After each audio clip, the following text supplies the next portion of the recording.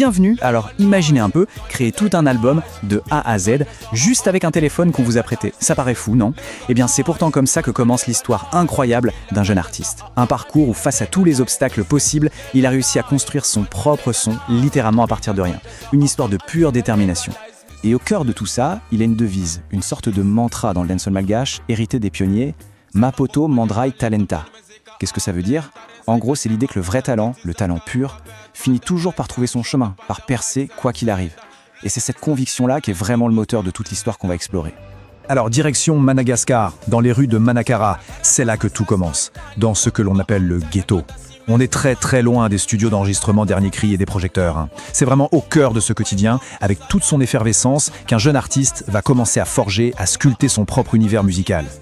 Ok, première partie, un son venu du ghetto. On va plonger dans l'univers de Walter Pix pour comprendre d'où il vient et quelles sont les racines qui ont vraiment façonné son identité si particulière.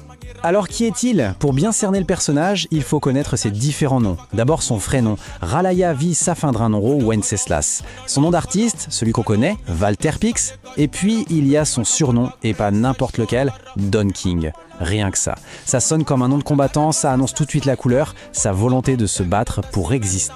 Il est né en 2007, dans une famille modeste, ses parents sont enseignants, il grandit dans un environnement qu'il décrit avec un mot très fort, un terme qui vient de Jamaïque, la suffération. C'est un mot qui englobe la souffrance, les galères, les difficultés du quotidien.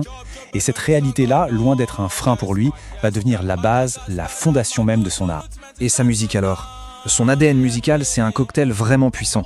D'un côté, on a toutes les racines de la musique jamaïcaine, le ska, le rocksteady, le roots reggae, le dancehall. Et de l'autre, il mélange ça avec l'énergie du bon vieux hip-hop américain, le old school. Et attention, pour lui, c'est pas juste une petite influence passagère. La musique jamaïcaine, c'est plus de la moitié de ce qu'il écoute tous les jours. C'est carrément un mode de... Bon, c'est bien beau d'avoir la passion et les influences, mais comment on passe de ça à un vrai morceau, à la première création concrète? Eh bien, tout commence avec son tout premier rythme. Et là, accrochez-vous parce que sa progression est juste fulgurante. Regardez bien, en 2022, il a 15 ans, il est en 3e et il commence à écrire ses premiers textes de dancehall. L'année d'après, à 16 ans, il met les pieds dans un studio pro pour la toute première fois. Et là, bim, il enregistre son premier morceau, Dumb Bad, en une petite heure.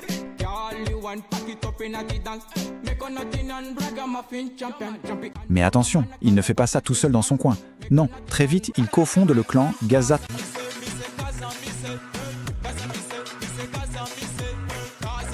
L'idée derrière, elle est super claire. On va construire notre propre scène, ici, et on va monter tous ensemble. Et c'est là qu'arrive le plus gros défi de son histoire, la question centrale.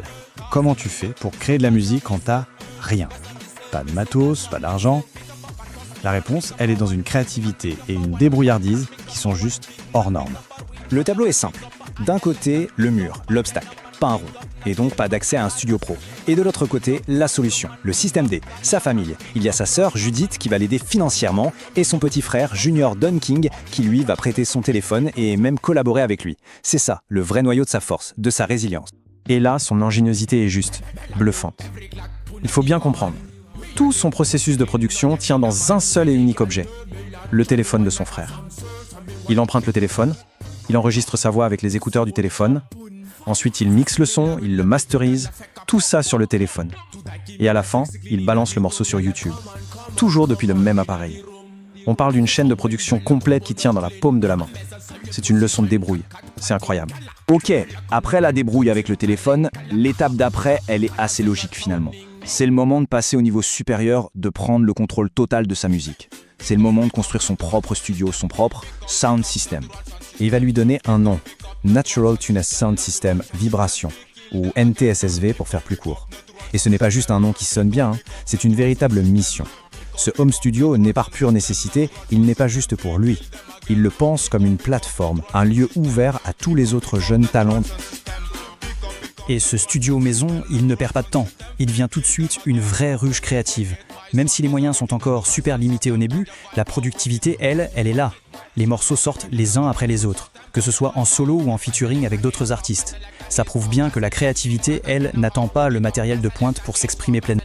Et encore une fois, c'est la famille qui va tout changer. Grâce au soutien financier de sa sœur, Judith, il peut enfin s'acheter du vrai matériel. Et là, c'est le grand saut. Le téléphone est mis de côté, remplacé par de l'équipement moderne.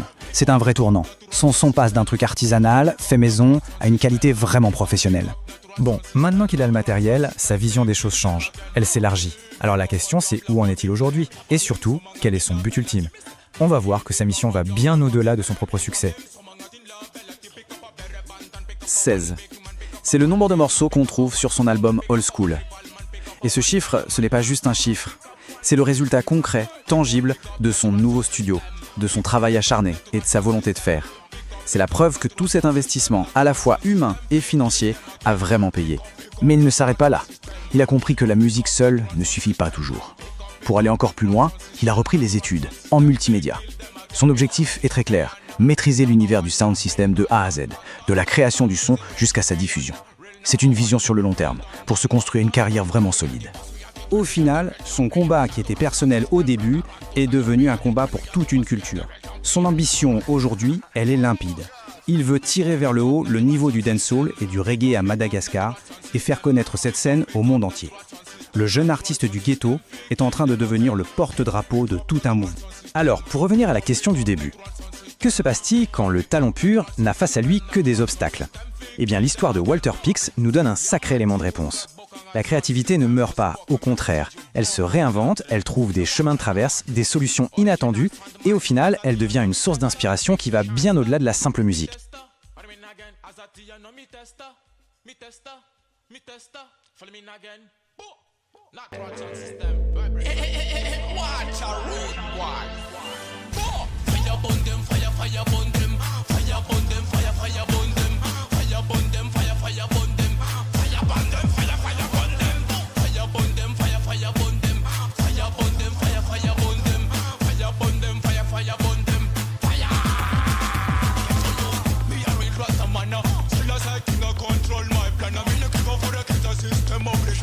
Babylon, I kill them, no on the fire burn.